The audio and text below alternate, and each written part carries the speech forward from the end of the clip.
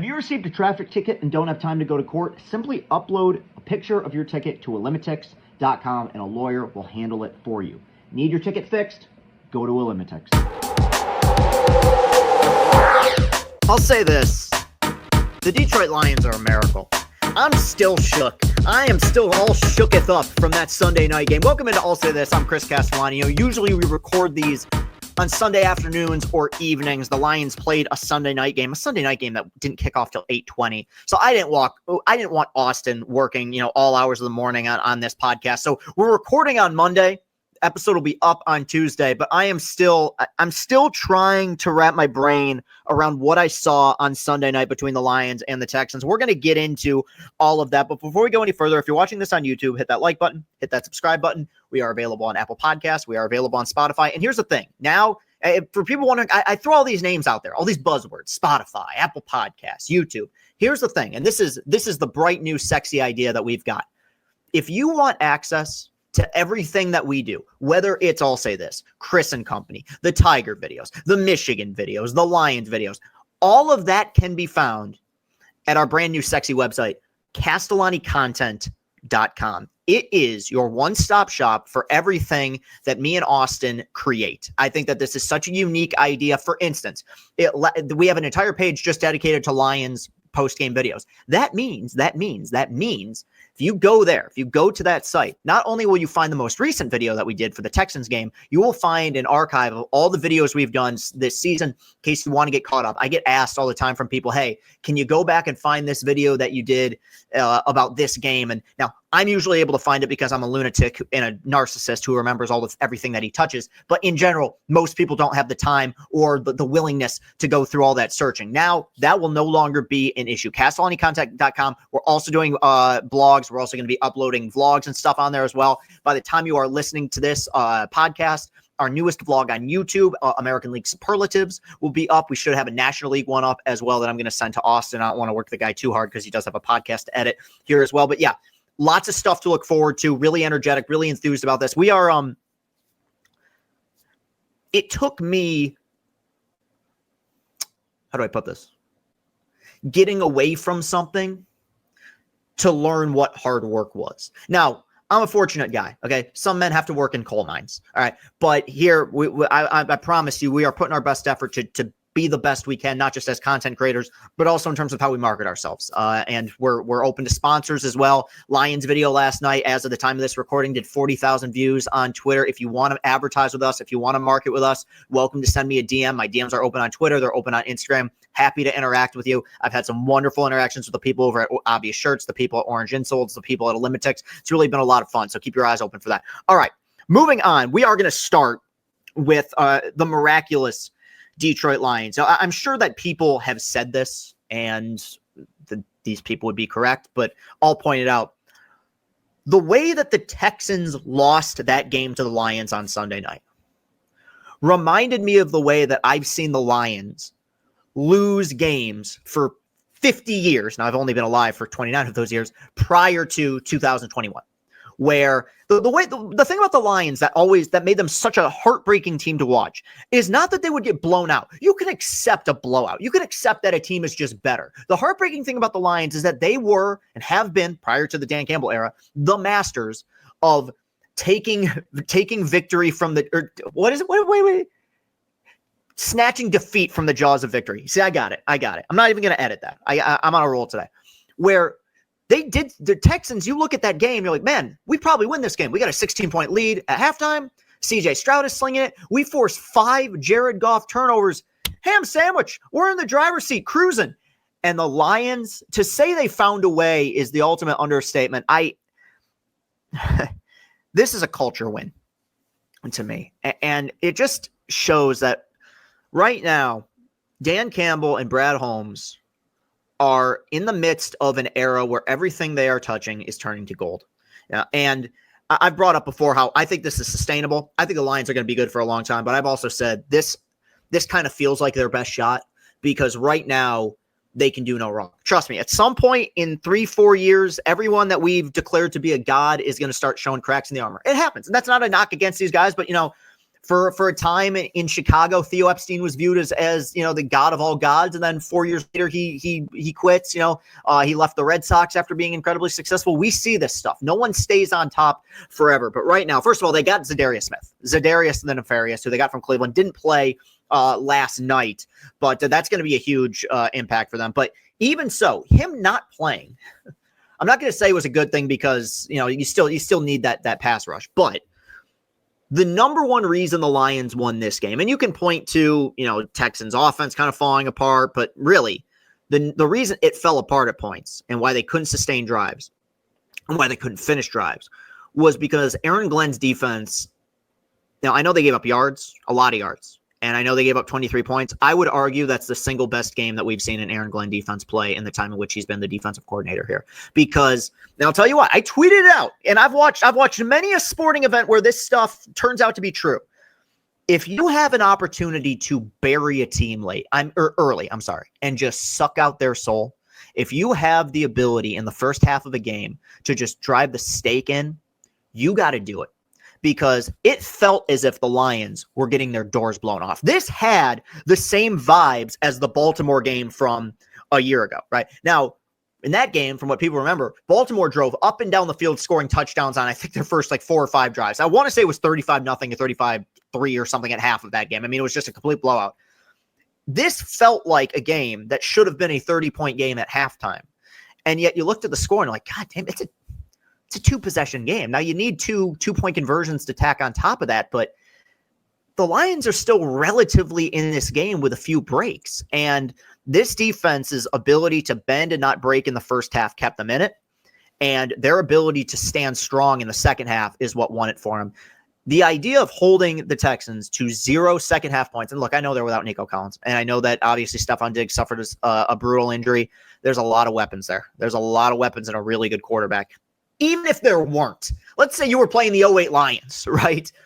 Giving up 0 points in the second half of an NFL game or any half of an NFL game is impressive. To do it in crunch time when your defense absolutely needed to make plays, you got 2 Carlton Davis interceptions. Again, talk about Brad Holmes having the Midas touch. Off-season acquisition, comes up with 2 huge picks to keep them in the game. But this game to me, and you saw, if you listen to everything that Dan Campbell said after the game, everything Goff said after the game, they're all on the same page here in this organization. But I can't stress to you how poorly the Lions were playing in this game. And the fact that I was going to come on here and say, look, it's a clunker, it's a bad game, there's not much you can take from it. But in the back of my head, they were playing so bad offensively. It made me wonder if there was an undisclosed injury we didn't know about. Now, obviously, Taylor Decker was out. That was a disclosed injury, and they did miss him. But this offense, which for 2 seasons I've seen run the ball effectively, couldn't run for shit. This O-line, which I've seen protect their quarterback effectively, couldn't protect their quarterback. This quarterback, who I've seen be historically accurate. Like, this is not just like, oh, he's been fine. Historically good from an accuracy standpoint and just from an efficiency standpoint over the last 6 games, throws 5 interceptions. I would have thought they would have lost this game by 40. And it was just, when you have a good team, you got to bury them. And you let them hang around, and you let them hang around. You are not going to shut this Lions offense down for 60 minutes. Now, you might do it for 40, and we saw that. But the fact is, when it mattered, every 50-50 play, every crunch time play, they had it. Did they maybe catch a little break on the 3rd down that could have been pass interference on Terrion Arnold there? Yeah, man. Bummer. Here's the thing with that, and I've been very consistent about this when the Lions were losing, and I'm going to be even more consistent about it now that the Lions are winning. You make your own luck in this game, okay? Don't tell me, they got bailed out by the refs on a lame no call in the 4th quarter. Fact is, there's no reason why the Texans should have ever been in that position. They should have buried them early. They didn't. When you don't, you end up with situations like that where maybe a call doesn't go your way. And of course, the Lions also had to hit 2 50-plus yard field goals from Jake Bates. Both of them just sneaking into the uprights. I mean, I'm smiling as I'm taking. That was one of the most insane games. And what a great story Jake Bates is. I mean, this is just ultimate Detroit sports stuff. The guy was a brick salesman. Right. I mean, he makes it in an exhibition league, essentially. He goes viral for kicking some long field goals. As now he's been a hero kicking a game-winning field goal in his hometown. What a cool story for a team that is just giving off the best vibes in the league. Dan Campbell said something last year that I thought was very telling, and I feel like was very smart, as are a lot of things that he says in these post-game press conferences, which is, right now we're the team everyone's cheering for. One day we're going to be the team that everyone boos.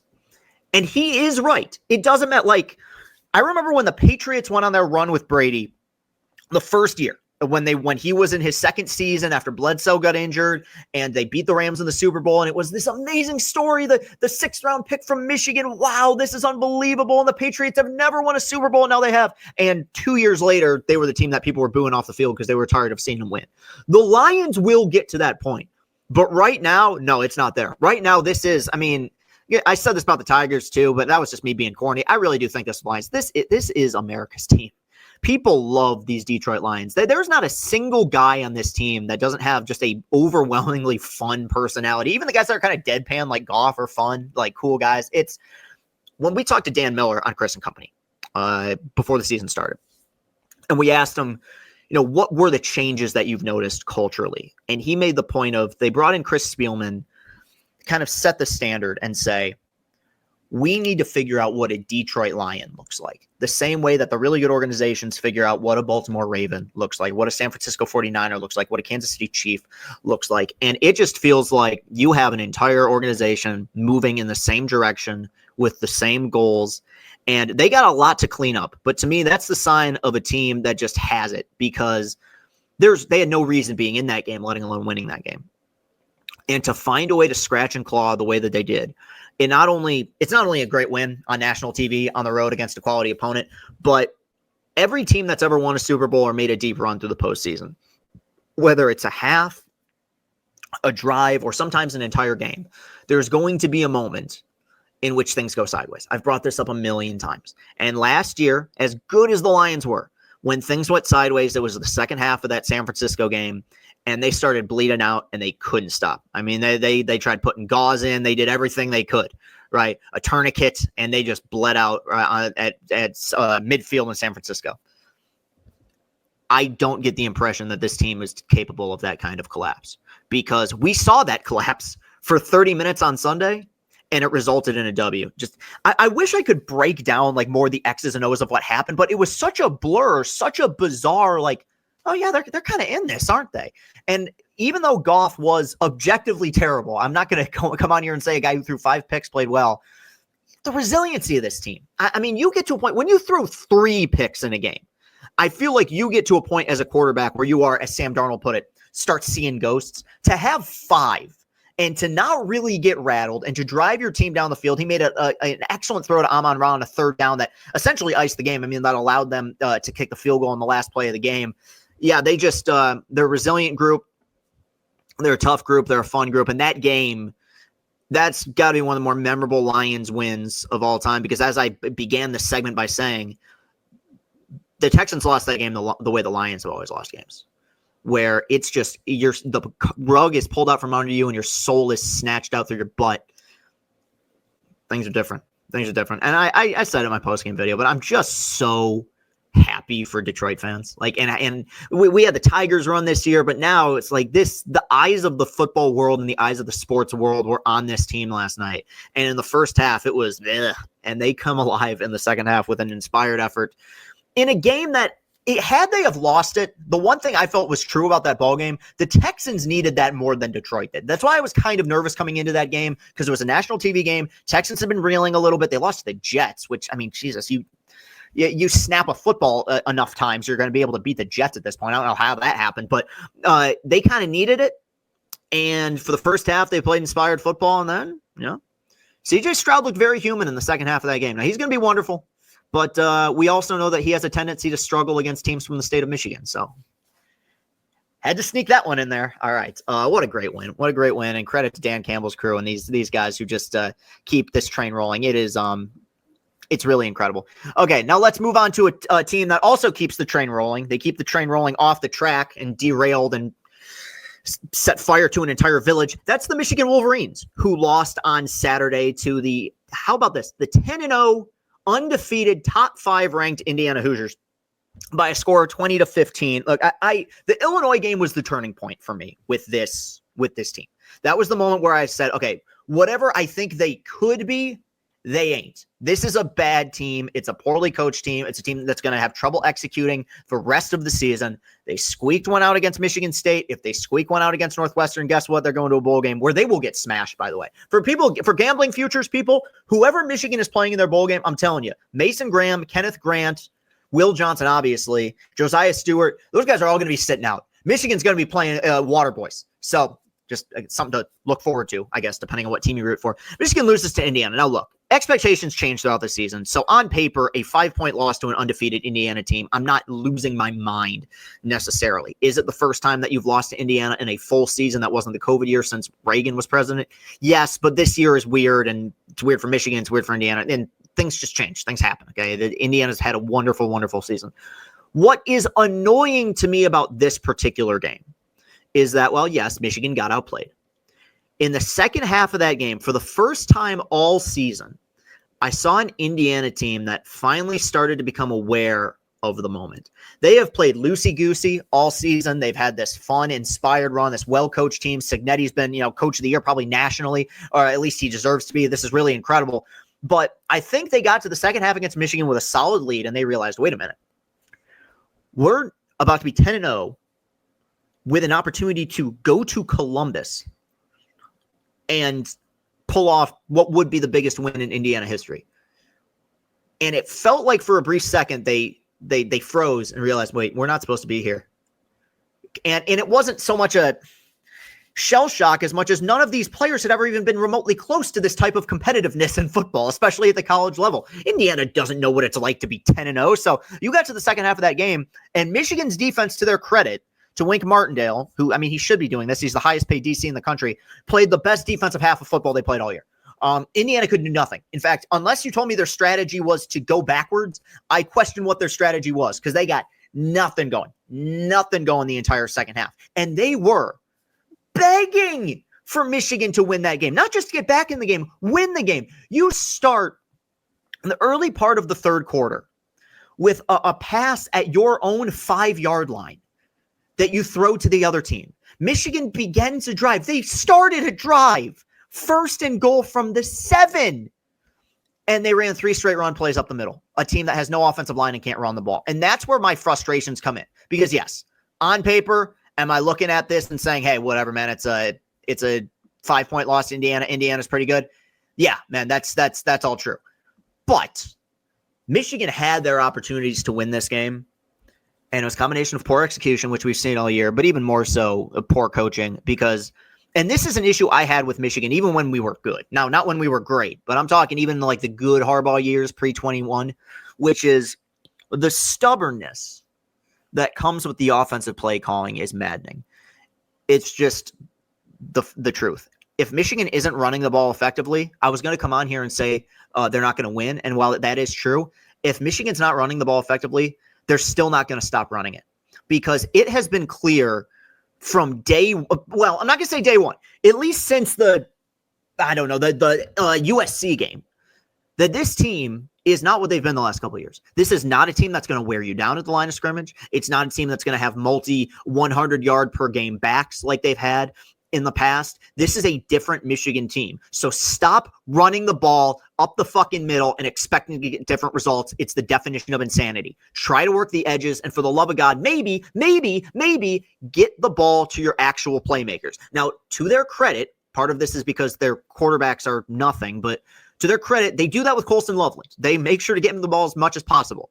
But you had Sharon Moore with the audacity to say that they didn't give Khalil Mullings carries in the first half of the Indiana game because they wanted to go with the hot hand, when talking about a team that ran for 11 yards on 13 carries on the first half of the game. You know, I already see where this is headed, and it makes me more disappointed than sad. It's hard for me to be sad when talking about a program that's had the success they've had over the last 3 years. But unless we see a huge overhaul in the staff, a change at quarterback, a change in offensive play calling, improvements to the defense, what I'm seeing from Sharon Moore is not that of a guy who should be coaching at this high level as a head coach. The coordinator, fine. But they had opportunities. They had opportunities to get back in that game. They had opportunities to win that game. Davis Warren, I thought, did not play well at all. And this is coming off of a few weeks where I thought he was serviceable, stable. He was wildly inaccurate with the football. He was running for his life, had happy feet in the pocket at points. It's a mess. I mean, there's really not much else to say about this particular game or this particular season, because since the Illinois game, I knew who they were. They were lucky to beat Michigan State because they were lucky enough to go up against a team that knows how to shoot themselves in the foot. But in every other game, they've been so uninspired with their efforts. The play calling offensively and defensively has been suspect at best. I mean, at points, it's just been downright bad. Yeah, I mean, Kurt Campbell doesn't have it. I was questionable about that hire when it happened. But, this guy, little experience as a offensive coordinator or play caller, and you've just seen it this year. Now, even with, look, I understand the quarterback position has been miserable, right, this season. But the fact is, how many times have I said this? You knew that going in. At least when I think back to the 2017 season, because it's kind of comparable to this, though that team won. That team would boat race this one. But at least at a certain point in that year, Harbaugh realized we don't have a quarterback. We're not going to win games with our quarterback. And they tried to win games taking John O'Korn or Brandon Peters or whoever it was out of the game, turning them into a non-factor. It worked against like Minnesota and some of those teams, didn't work against the really good teams, didn't work in the bowl game, didn't work against Ohio State, but the effort was at least there. The fact that they came into the season with this offense, with these kind of schematics, with this play calling, knowing full well you were going to be limited at the quarterback position, and the offensive line's just been nothing. I mean, guys are running into walls, and I understand that Donovan Edwards has become one of the vitriol towards Donovan Edwards is pretty nasty. And I'm not saying it doesn't make sense in some aspects. It does, but it's one of those instances when I see this offensive line, like I don't blame him and I don't blame Mullings. I mean, these guys don't open holes, I mean, Michigan football is built on dominating in the trenches. This team has no ability to do that. It is a miracle. And Indiana kind of, getting happy feet, so to speak, or cold feet, I guess is probably the better way to put it. In the second half of that game, still gave Michigan a shot to win, but Michigan had the ball down by 5 with an opportunity to drive down the field, score a touchdown, and take the lead. I think I speak for all Michigan fans when I say that there was about a 0% chance or 0% faith that we had that they were going to drive down the field and score. Disappointing. It's who they are. I'm ready for the season to be over. Maybe they beat Northwestern. Maybe they don't. If they lose to Northwestern and they go 5-7, I will feel no differently than if they go 6-6. I'm sorry, playing in the whatever the orangeinsoles.com bowl. Shout out Orange Insoles. Means nothing to me. This has been a wildly disappointing season, and the questions that I will ask after a 6-6 season will be the same questions that I will ask after a 5-7 season, and we'll cross that bridge when we get to it. But definitely not looking forward to the Ohio State game. I do want to stay on topic with Michigan football right now and talk about Bryce Underwood. Bryce Underwood from Bellevue is the number 1 rated quarterback in the country right now. A verbal commit to LSU, which, okay, can I just say, I think Graham Couch has gone off about this as well, and he's correct. Verbal commits are one of the dumbest things in sports. Verbal commits mean nothing. You're telling somebody that you're going to sign with them. That's like saying, hey, the Blue Jays signed Ohtani because Ohtani told them he'd sign with them. Until that name is on the dotted line, that doesn't mean anything. And even then, with the portal and everything, you got to make sure a guy is happy. But it is very clear, and I want to give Michigan some credit for this. And maybe my former boss's rhetoric about it has something to do with it, but Michigan has a lot of donors and a lot of alumni that are willing to dish money. Michigan is finally aware of how important the quarterback position is. Even with the schematic disadvantages that this team has given themselves, the holes they've dug for themselves, the poor coaching, this is a 5-5 football team that would probably be 7-3 with maybe 8-2 with a legitimate quarterback. Even for all the things that we feel like have gone wrong, their ability to play complementary football has been completely neutralized because they don't have a quarterback and they don't really have much of an offense outside of Colston Loveland on short passes. So Michigan is making an effort to throw a crazy bag at Bryce Underwood. Okay. I have a little bit of a 2 points I want to make, and I don't think either one of them are going to be particularly popular, but they are my opinion. The rumor that's going around is that LSU is potentially willing to give Bryce Underwood $10 million to play there. This is one of those instances where I feel no anger towards anyone. I feel no anger towards LSU for paying Bryce Underwood that money. I feel no anger toward Michigan for wanting to pay him that money potentially and trying to lure him away from LSU. I definitely feel, nothing but positive vibes towards Bryce Underwood. Dude, go get your money. This is life-changing money at such a young age. But I'll just say it. I don't believe that's what NIL is supposed to be. And I'm sure people will jump on me for that. And I get it. But when I hear $10 million, there's really good professional athletes, guys who have actually played this game at a top level, at the highest league possible, who are not getting paid that much money. And Bryce Underwood, he is playing the game and he's playing it masterfully. Good for him. Like I said, there's no anger towards him. But $10 million for a guy who realistically now has done absolutely nothing in his football career. He has beaten up on high schoolers. He's beaten up. That's all he can do. That's all he can do. But he has beaten up on guys who are thinking about what their trigonometry exam is going to be like. In my opinion, and this is just the future, it's something I got to deal with.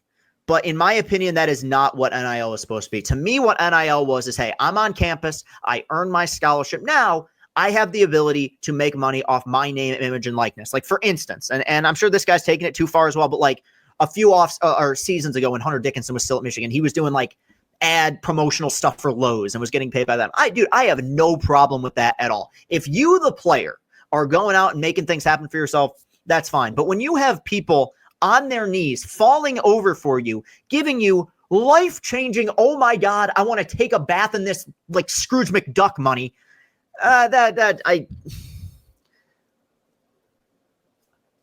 the way of the future. It doesn't upset me necessarily, but I totally am willing to listen to the people who say that something like that takes away from the purity of college sports, because we've now finally reached the point where student athlete isn't even a thing. I mean, this is free agency. It's free agency. You give money to the highest bidder and they'll take it. That's fine. That's just something we have to accept, but that is just kind of crazy to me. And maybe over time it won't be crazy to me. Maybe I'm just not used to it, but when I see $10 million for anybody, it's going to raise the hairs on the back of your neck.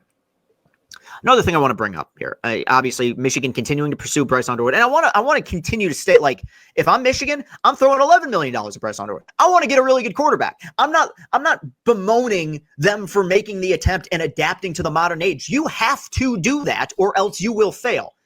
At the same time, I have a take, and I've had this take for a while, though I've never said it on I'll Say This, that I don't know where Michigan fans will stand on this, but I want to throw it out there. J.J. McCarthy was special, right?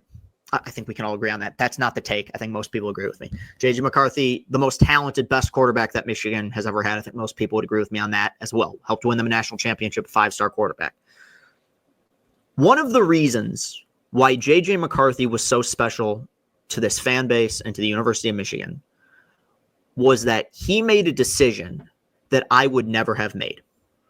And that's that as a top-rated 5-star high school quarterback, he chose to go to Michigan. Now, don't get me wrong. Michigan football is a national brand, and it always will be. It's a blue blood. They have history. They have tradition. They have money, which is, kind of what talks. I just haven't talked about Bryce Underwood.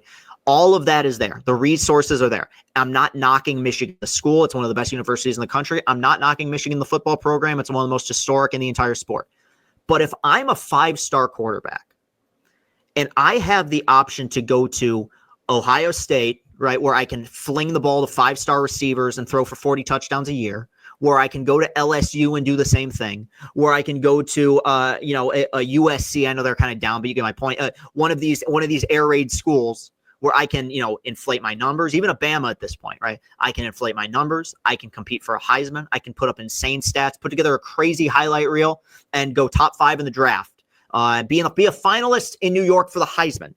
That would be my decision.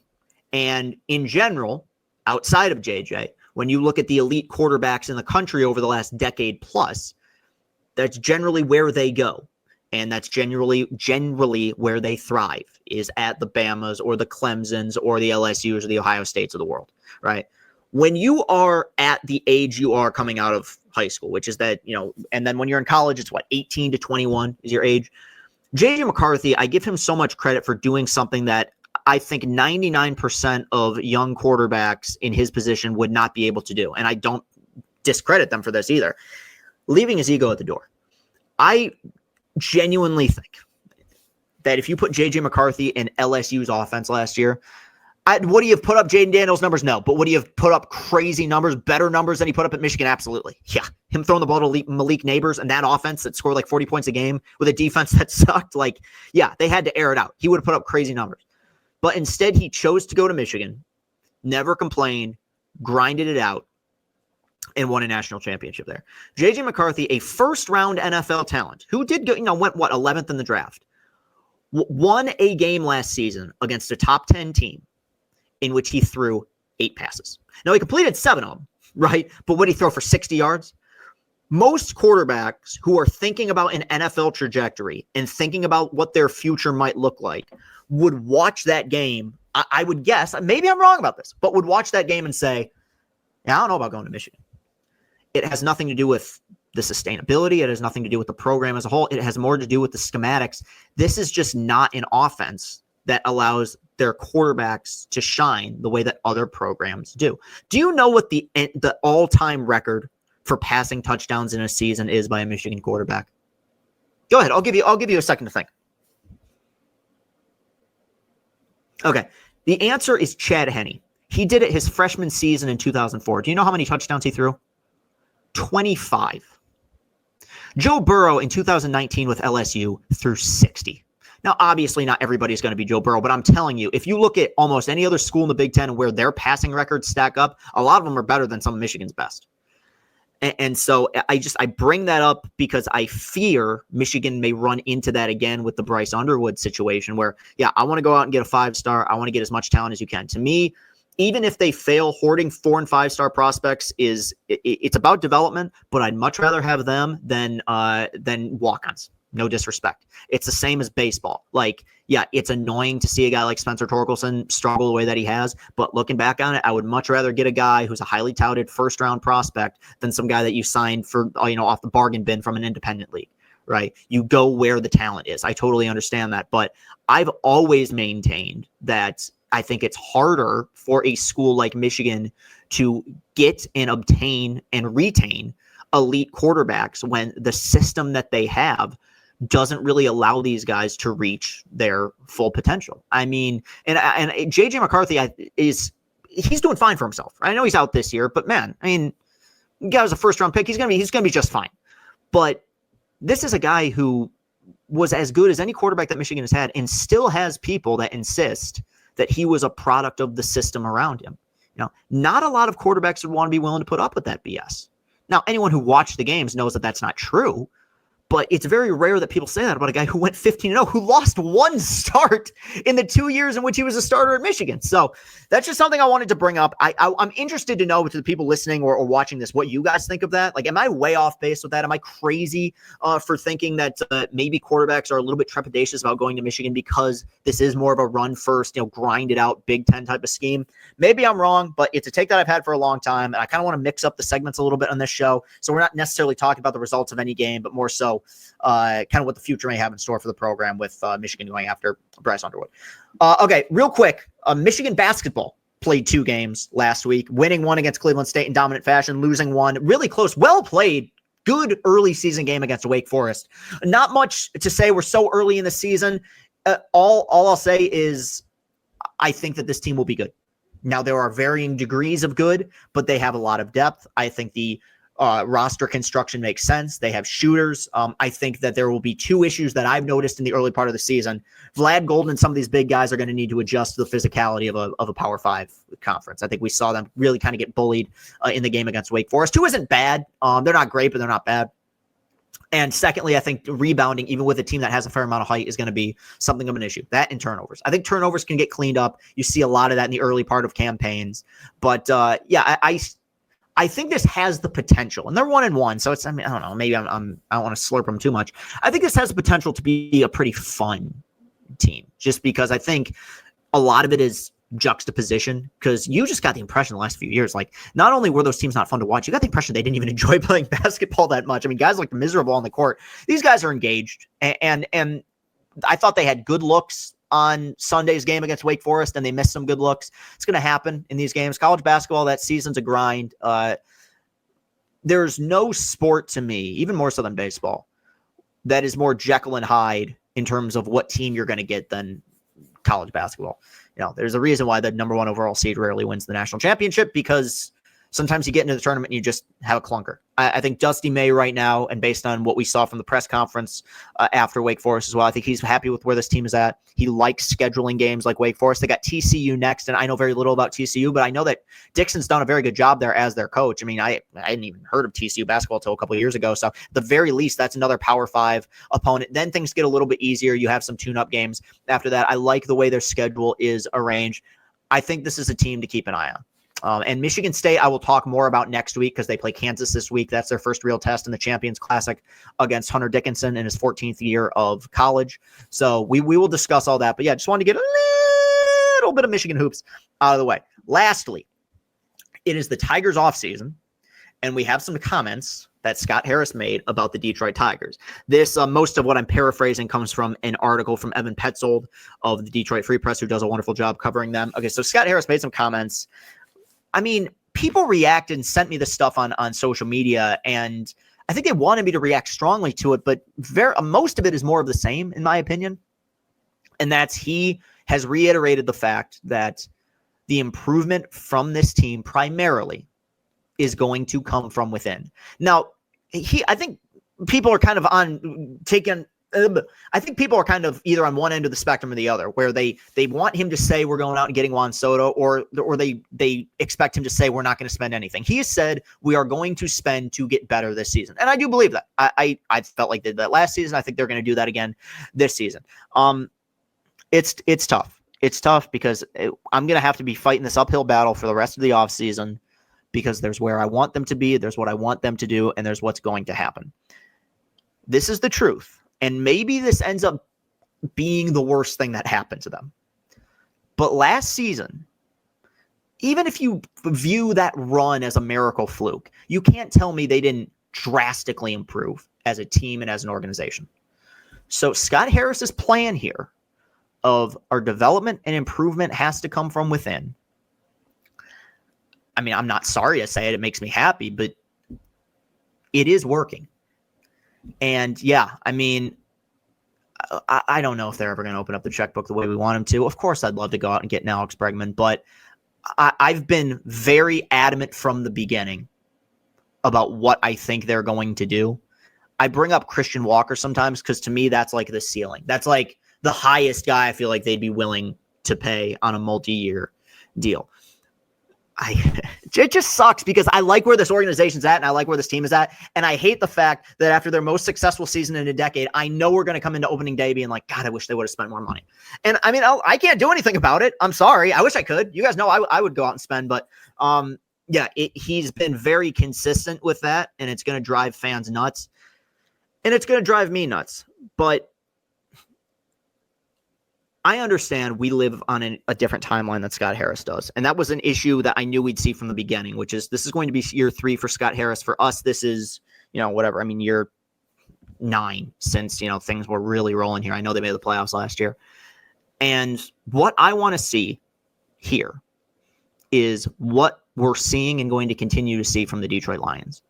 Sustainable, long-term success. Last year was fun. But if we got to wait another 10 years for the playoffs, who cares?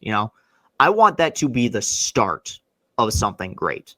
And by doing that, you have to grow from within.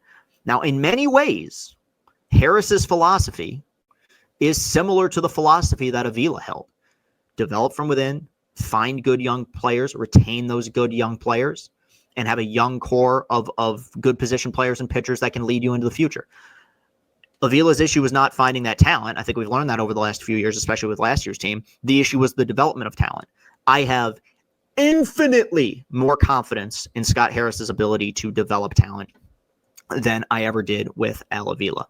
So it's it's a double-edged sword because on one side, I'm so happy with where the organization is at, and I feel like the vibes are good and the culture is better than it's ever been. And on the other side, of course, I guess it's a good use of the term double-edged sword because I wish they would take that sword and stick the knife in, and really go for it.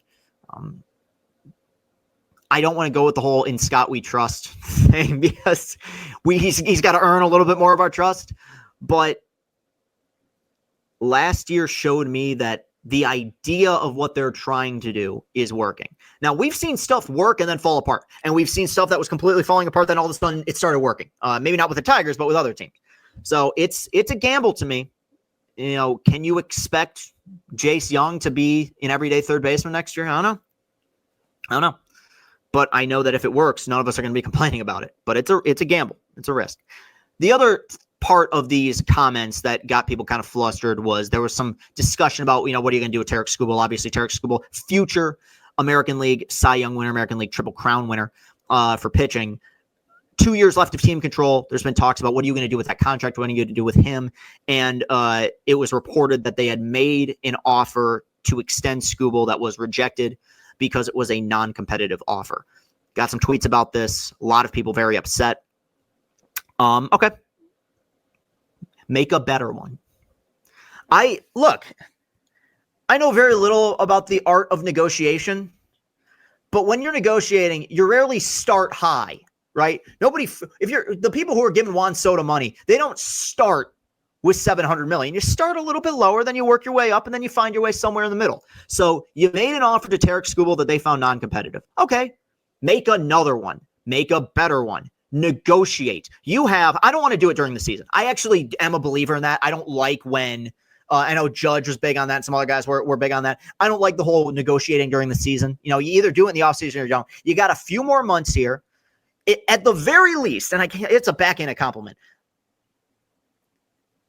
It's the thought of extending your best, most important player has been in the back of their heads, which is something we haven't said here in like a decade, right? So you maybe only got the ball through one rotation, but it's rolling. Keep going. Keep offering. Keep seeing if he's willing to agree on a deal. You got 2 more off seasons of him potentially approving a deal to stay here.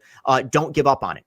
I don't know what the offer was. My guess, knowing the Tigers, knowing the Illiches, and knowing how Scott Boras as Tarek's agent operates, they probably found it offensive. I don't know when they offered it, but if it was at any point during this most recent season, you're negotiating with at that point, a future Cy Young winner, you best come correct. But now you best come more corrector. Just keep throwing it out there. Honestly, I have no problem with them continuing to make offers, but you can't stop after one. I want to see attempts here. And going back to what I was talking about with the offseason stuff and with the free agents, I really think one of the important things that will alleviate fans' stress, they started it with Colt Keith, but that was before he played a major league game. It's not just signing guys to make the current team better, from getting them from other teams. It's making sure that you retain the players you have, like the Riley Greens, Tarek Skubals of the world, because there is a fear, and we've gone through this over the last decade, where we've had so many great players here that felt like ours that ended up signing with other teams or going to other teams through trade, and that we're tired of that. We went through it this year with Flaherty. Flaherty was great here. Now it ended up kind of working for both sides. We get, that deal seems like it's actually working out pretty well for us right now, but still, that's a devastating thing to do. We're tired of getting attached to these guys and then seeing them go have success or not have success with other teams, play for other teams. I really think that a lot of fans will feel a lot better about where this is headed and about the sustainability of this if we find out that several of these guys that we've really started to like here get locked up to play here long term. And now Skubal's the golden goose, so to speak. He's the biggest piece, he's the most expensive piece, but I don't care. This is where, look, if there's certain players where if you want to say, man, I think this player's in his 30s, I don't know if he's going to get better, I'm not crazy about signing him for our window right now. Okay. Tarek Skubal fits your window. He's a late 20s lefty that throws 102 with a Cy Young in his back pocket. Lock him up. All right. Good show today. All right. You can follow me on Twitter at Castellani2014. Links to where you can find all my content exclusively, castellanicontent.com. You can also subscribe to that. So that way, every time I upload a blog, video, what have you, you will get notified of that. if you're watching this on YouTube, hit that like button, hit that subscribe button. Trying to get a Chris and Company together this week. If we don't get one this week, we will have at least one vlog that's already posted, and we're gonna try to line some up over the next several weeks. Look, you gotta rely on other people, and other people sometimes, it's tough. I don't expect anybody to bend over backwards for me. You know what I'm saying? So okay, I don't know why I'm doing the accent there, but thank you guys so much. I like where content's at right now. And maybe I'm the only one, me and Austin, but stick with us. The energy's good. The vibes are good. And let's keep this train rolling. I love you guys very much, and I appreciate the support. Have a good rest of your day. Peace and happiness.